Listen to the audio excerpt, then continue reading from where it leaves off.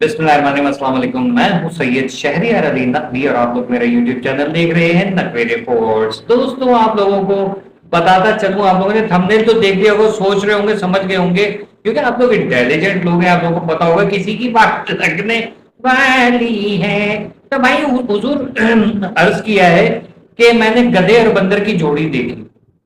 मैंने कहा यार ये कौन सा नाच हो रहा है, हो रहा है नाच हो रहा है। और मतलब गधे को फिक्र लगी हुई है कि जो केले हैं ना वो बंदर ही खाएगा, और बंदर को फिक्र लगी हुई है कि घास जो है वो गधा ही खाएगा। तो ये एक मुझे बड़ी अजीब किस्म की वो भाईचारे का एक सबूत मिला कि भाई ये काम जो है ना हम नहीं करना है, या आप नहीं करेंगे। मतलब आप हमें बोल रहे हैं कि मतलब काम जिसने किया है उसको बोलने जाके।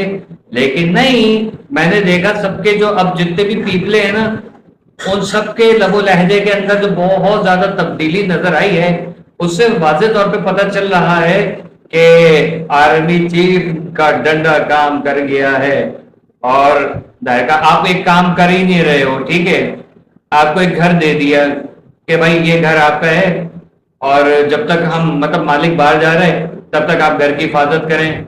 आपने अपने जो छड़ों को बुलाना शुरू कर दिया, शराबें चल रही हैं, मुजरे चल रहे हैं, ताश जुए वगैरह नशे वशे सब चल रहे हैं। आपने बर्बादी लगा दी घर के कमोडों के अंदर, आपने जो सुराख कर दिए, एक तो पहले से होता है, दूसरा सुराख आपने अपनी कामयाबी से किया ठीक है। उसके अलावा आपने घर की दीवारों के अंदर कीले ठोक ठोक के इतने छेद कर दिए कि बस मालिक जो है वो पछता रहे कि भाई आपको क्यों दे दिया, ठीक है।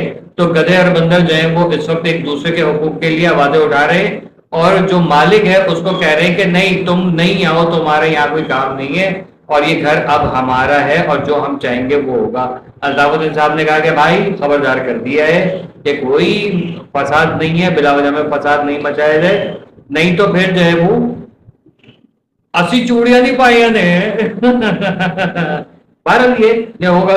देखें, लड़ाई झगड़े मार कुटाई फसाद और लिसानियत ये उस वक्त से शुरू हुई थी जब पाकिस्तान का बंटवारा हुआ था। बल्कि बंटवारा क्या होता है, जब पाकिस्तान बना था और कायद-ए-आज़म मोहम्मद अली जिन्ना को शहीद किया गया, लियाकत अली खान को शहीद किया गया, मोहतरमा फातिमा जिन्ना को शहीद किया गया, और कायद-ए-आज़म के जब ये पाकिस्तान बनने के बाद एक कमरा था जहां पर बैठ के उस वक्त के जो फौजी जर्नैल थे उन लोगों ने कहा पाकिस्तान तो बन गया, हमारा हिस्सा क्या है इसमें। मतलब जाहिर है कि जो अंग्रेजों की एक चालबाजी थी, उनके अपॉइंटेड जो यहाँ पर लोग थे, तो उन्होंने वो अपना काम शुरू कर दिया था। तो उसकी वजह से पाकिस्तान बर्बाद होना शुरू हुआ।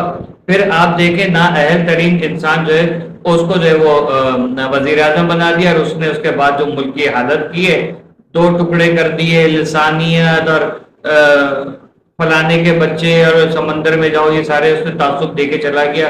वन यूनिट जब था तब सुकून था, लेकिन वन यूनिट को जो है जानबूझ के पाकिस्तान को बर्बाद करने के लिए 80 साल से कोशिशें की जा रही थी। वन यूनिट को तोड़ के और 4 टुकड़ों में पाकिस्तान को मजीद तकसीम कर दिया गया कि लड़ते रहेंगे ये लोग कुत्ते बिल्लियों की तरह, और हमें तो कब तक, जब तक जीना है तब तक जो है वो खप्पे खप्पे करते हुए चलना है।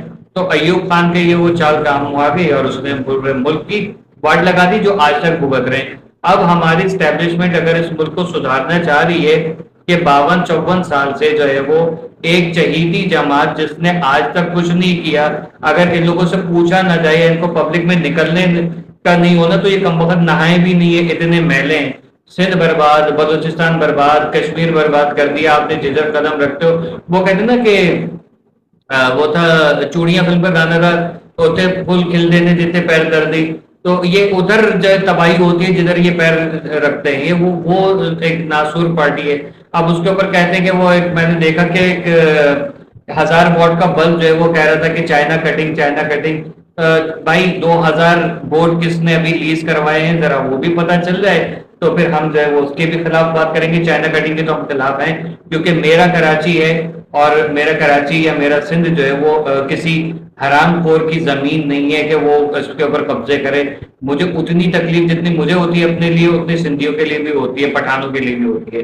लेकिन गधे और बंदर जो हैं एक दूसरे को जबरदस्ती के हुकूक दिला रहे हैं کہ نہیں یہ کیلے بندر کے ہیں، یہ گھاس جو ہے وہ گدھے کی ہے، وہی کھائے گا. تو بھائی کھائیے، گھاس کھائیے، آپ کیلے کھائیے، کوئی مسئلہ نہیں ہے. مونگ پھلی کھانی ہے وہ بھی دیں گے، گدھے کو گاجر بھی کھلانے کے لیے ہم لوگ تیار ہیں. لیکن جس چیز میں آپ کا دماغ نہیں چلتا ہے نا، اس چیز میں کودے نہیں. آپ فساد مچا رہے ہیں، آپ لڑوا رہے ہیں، آپ لوگوں کو کہہ رہے ہیں کہ بھائی وہ ہم سے تو یہ پاکستان نہیں کہا تھا، ہم سے تو جو پاکستان کہا تھا. ابے ہم سے بھی وہ پاکستان کہا گیا تھا، ٹھیک ہے. اور ہم نے جو پاکستان قائد اعظم کے پاکستان میں آئے تھے، یہاں زرداری کے پاکستان میں ہم لوگ رہ رہے ہیں اور بربادی لگ گئی ہے. میرٹ وہ کیا تھے 10 سال کے لیے ایک قانون پاس ہوا تھا، وہ بودنی کا جو ہے وہ 80 سال ہو گئے، وہ قانون ختم ہی نہیں ہو رہا، کوٹا سسٹم والا. ٹھیک ہے. انڈسٹریز کو سندھ کے اندر آج تک کوئی بتا دے انڈسٹریاں لگی ہوں.